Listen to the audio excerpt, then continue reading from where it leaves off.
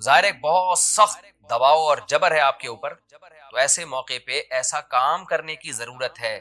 جس سے آپ کو ثابت قدمی ملے اور اللہ کا قرب حاصل ہو۔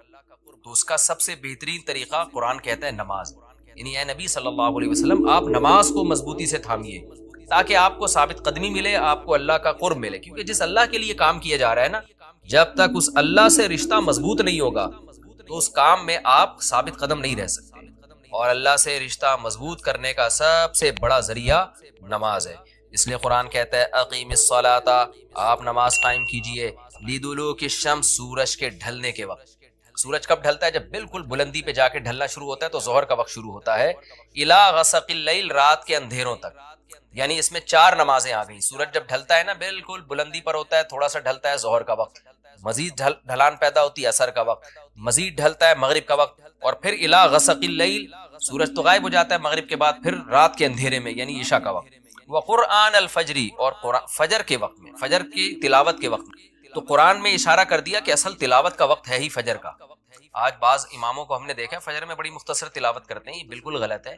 سنت ہے فجر میں طوال مفصل، یعنی سورہ حجرات سے لے کے سورہ بروج تک کی جو لمبی لمبی صورتیں ان کو تلاوت کیا جائے۔ تو فجر کے قرآن کے وقت بھی آپ نماز قائم کیجئے۔ ان قرآن الفجری، بے شک فجر کا جو قرآن ہے، فجر میں جو تلاوت ہے، کانا مشہودا، اس میں حاضر ہوتے ہیں۔ کون حاضر ہوتے ہیں؟ حدیث سے پتہ چلتا ہے فرشتے۔ فجر کا وقت اتنا مبارک وقت ہے جب اس میں امام صاحب قرات کرتے ہیں اور لوگ ہاتھ باندھ کے پیچھے امام کی قرات سنتے ہیں، ایک خاص سکینت نازل ہوتی ہے اللہ کی طرف سے، اور فرشتے بھی اس تلاوت میں نازل ہوتے ہیں۔ صحیح حدیث سے یہ بات ثابت ہے کہ فرشتے جو تبدیل ہوتے ہیں نا، ان کے آنے جانے کا وقت اور فجر اور عصر میں ہے۔ وہ جو فجر میں فرشتے آتے ہیں انسان کی حفاظت کے لیے، لہو معقبات من بین یدیہ ومن خلفہ یحفظونہ من امر اللہ، بہت ساری مخلوق اس کائنات میں ایسی ہے جہاں تک سائنس نہیں پہنچی، اور ہو سکتا ہے قیامت تک پہنچ ہی نہ سکے، وہ انسان کی عقل سے بالاتر ہے وہ مخلوق، اور یہ بھی ممکن ہے پہنچ جائے سائنس ترقی کر کے۔ وہ مخلوق انسان کو نقصان پہنچانے کی کوشش کرتی ہے، تو اس مخلوق سے بچانے کے لیے، جن میں جنات ہیں سر فہرست، ان سے بچانے کے لیے اللہ نے فرشتوں کا انتظام کیا ہے۔ تو حدیث میں آتا ہے صبح و شام، قرآن سے بھی یہ بات ثابت ہے، صبح و شام فرشتوں کی باریاں چینج ہوتی ہیں اور وہ ہماری حفاظت کے لیے اللہ کی طرف سے متعین ہوتے ہیں۔ تو ان کی جو حاضری ہے ان فرشتوں کی، وہ فجر کے وقت میں ہوتی ہے، اور یہ بھی حدیث سے ثابت ہے کہ بہت سے فرشتے صرف تلاوت سننے کے لیے زمین پہ اترتے ہیں۔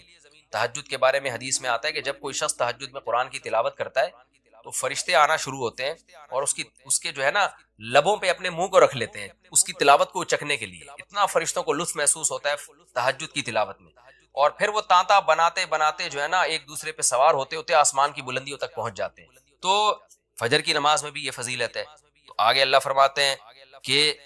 اللہ نے فجر کی نماز کی فضیلت کو بیان کیا، آگے اللہ فرماتے ہیں وَمِنَ اللَّيْلِ، یہ تو 5 نمازیں ہو گئیں، یہ تو ساری امت پہ فرض ہیں، لیکن رات کے کچھ حصے میں فَتَہَجَّدْ بِهِ، بھی کا مطلب اس حصے میں آپ نے تہجد پڑھنی ہے، نافلۃ لک، اے محمد صلی اللہ علیہ وسلم، یہ آپ کے لیے اضافہ ہے۔ کیا مطلب؟ یا تو نبی صلی اللہ علیہ وسلم پہ 6 نمازیں فرض تھیں، یعنی 5 فرض کے علاوہ تہجد بھی فرض تھی، تو اس لیے قرآن نے کہہ دیا کہ امت پہ تو 5 فرض ہیں نافلۃ لک، لیکن یہ تہجد آپ کے لیے اضافی ہے، یعنی آپ پر 6 نمازیں فرض ہیں۔ ایک مطلب تو یہ بھی ہو سکتا ہے،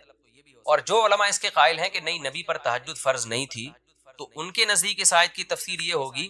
کہ یہ آپ کے لیے ایک اضافہ ہے اللہ کے قرب حاصل کرنے کا، یعنی 5 نمازیں تو پڑھنی ہی پڑھنی ہے، لیکن آپ اللہ کے قرب کے لیے ایک اضافی چیز بھی آپ کو دی جا رہی ہے تاکہ آپ کے درجات اور زیادہ بلند ہو۔ تو ایسی صورت میں یہ صرف نبی کے ساتھ خاص نہیں ہے، کیونکہ خطاب نبی سے چل رہا ہے، اس لیے اللہ نے کہہ دیا آپ کے لیے اضافہ، ورنہ حقیقت میں پوری امت کے لیے یہ اضافہ ہے۔ آگے اللہ فرماتے ہیں عَسَىٰ أَن يَبْعَثَكَ رَبُّكَ، امید ہے کہ آپ کو آپ کا رب پہنچا دے مقام محمود تک۔ یہ مقام محمود کیا ہے؟ شفاعت کبریٰ، یعنی تمام پیغمبر نبی کے پاس آئیں گے کہ آپ سفارش سے آغاز کریں، یعنی سفارش کا آغاز آپ سے ہوگا، پھر آپ صلی اللہ علیہ وسلم سفارش کریں گے۔ تو یہ ایک سب سے اونچا مقام ہے جو اللہ قیامت کے دن رسول اللہ صلی اللہ علیہ وسلم کو دے گا، اور جس سے آپ کی تمام پیغمبروں پر فضیلت ثابت ہو جائے گی کہ جب تک آپ کی طرف سے شفاعت کی ابتدا نہیں ہوگی کوئی اور پیغمبر سفارش نہیں کریں گے۔ تو اللہ نبی صلی اللہ علیہ وسلم کو تسلیاں دے رہا ہے کہ یہ مشرکین کا جو آپ کے اوپر بے پناہ دباؤ ہے، جبر ہے، آپ اس میں تسلی رکھیے، آپ نماز قائم کریں اور تہجد کی پابندی کریں، اللہ نے آپ کو بہت بڑا آگے چل کے مقام دینا ہے۔ چونکہ نبی صلی اللہ علیہ وسلم بھی بشر تھے نا، مشرکین کے دباؤ کی وجہ سے آپ بھی ایک پریشانی میں آتے تھے، تو اس لیے اللہ آپ کو ثابت قدم رکھنے کے لیے آپ صلی اللہ علیہ وسلم کو یہ خوشخبریاں سنا رہا ہے کہ آپ نے اپنا اس عمل کو فوکس کرنا ہے، نماز اور تہجد کو، تاکہ آپ کا اللہ سے قرب رہے، اور اللہ آپ کو خوشخبری دے رہا ہے کہ امید ہے آپ کا رب آپ کو بہت بڑے مقام تک پہنچا دے۔ رہا مسئلہ مشرکین کی دھمکیوں کا کہ یہ پوری کوشش کر رہے ہیں کہ آپ کو مکہ سے نکال دیں، تو ہم نے تو بتا دیا کہ یہ خود بھی نہیں پنپ پائیں گے، لیکن آپ نے اللہ سے کیا دعا مانگنی ہے؟ وَقُلْ رَبِّ، کہہ دیجئے اے میرے رب، ادخلنی مدخل صدق، مجھے مکہ میں داخل کیجئے مرغوب داخلہ، اچھا داخلہ، اور مجھے مکہ سے نکالیے بھی اچھے طریقے سے، یعنی اچھا نکلنا ہو میرا، ایسا نکلنا جس کے نتائج اچھے ہوں۔ اس میں اشارہ ہے کہ آپ صلی اللہ علیہ وسلم کو مکہ سے نکالنے پر مجبور کیا جائے گا، اور ایک وقت آئے گا کہ آپ مکہ سے نکلیں گے۔ تو اللہ اپنے حبیب صلی اللہ علیہ وسلم کو پہلے سے دعا سکھا رہے ہیں کہ آپ اللہ سے دعا مانگے، اللہ جب میں نکلوں تو میرا داخلہ بھی اچھے طریقے سے ہو اور میرا نکلنا بھی اچھے طریقے سے ہو، یعنی پسندیدہ نکلنا ہو۔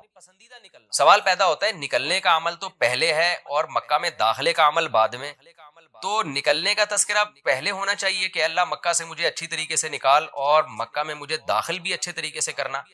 تو داخلے کا تذکرہ پہلے کیوں؟ اس میں بلاغت کا ایک نقطہ ہے کہ پیغمبر کا بنیادی مقصد وہ ہدف ہے جو پیغمبر دنیا میں لے کے آئے ہیں، تو اس کی آغاز تو مکہ سے کرنا ہے جس میں آپ کو بھیجا گیا، جو ابراہیم علیہ السلام کا شہر ہے، جہاں بیت اللہ ہے، اسلام کا مرکز تو اس جگہ سے بننا ہے، تو اس جگہ سے اگر نکالنا ہی مقصد ہے تو یہ جگہ تو رہ گئی نا پھر جو ابراہیم علیہ السلام کا مرکز اور ابراہیم علیہ السلام کی دعائیں تھیں، تو اس لیے اصل مقصد تو یہ کہ مکہ میں داخل میں اچھے طریقے سے ہوں، جو پیغمبر کا مقصد تھا دنیا میں آنے کا، مکہ فتح کر کے داخل ہوں، یہاں مجھے غلبہ ملے، اور یہاں میرا جب داخلہ تو ایسا داخلہ جس کو میں پسند کروں۔ یہ جو ابھی میں مکہ میں کہیں سفر سے جا کے واپس آتا ہوں، یہ داخلہ وہ داخلہ نہیں ہے جو میں چاہتا ہوں۔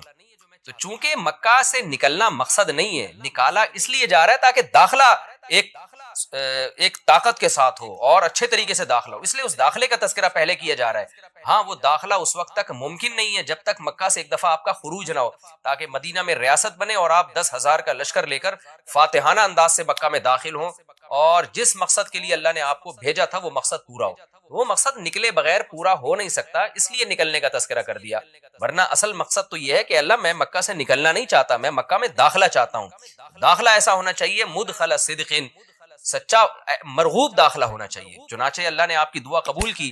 اور جب نبی مکہ میں داخل ہوئے نکلنے کے بعد، تو کیسا بہترین آپ نے کا داخلہ ہوا کہ 10,000 کا لشکر لے کر آپ گئے، اور مشرکین مکہ آپ سے معافی کی بھیک مانگ رہے تھے۔ یہ مکی آیتیں اس وقت تو ظلم کے پہاڑ توڑے جا رہے تھے، لیکن پیغمبر سے اس طرح کی دعائیں کروائی جا رہی تھی، وَأَخْرِجْنِي مُخْرَجَ صِدْقٍ، اور اللہ مرغوب نکلنا ہو، یعنی جب میں نکلوں تو بھی میرا اچھا ٹھکانہ ہو۔ چنانچہ آپ کا نکلنا بھی بڑا اچھا ہوا کہ پورا مدینہ آپ کے استقبال میں کھڑا ہوا تھا، اور طلع البدر علینا من ثنیۃ الوداع،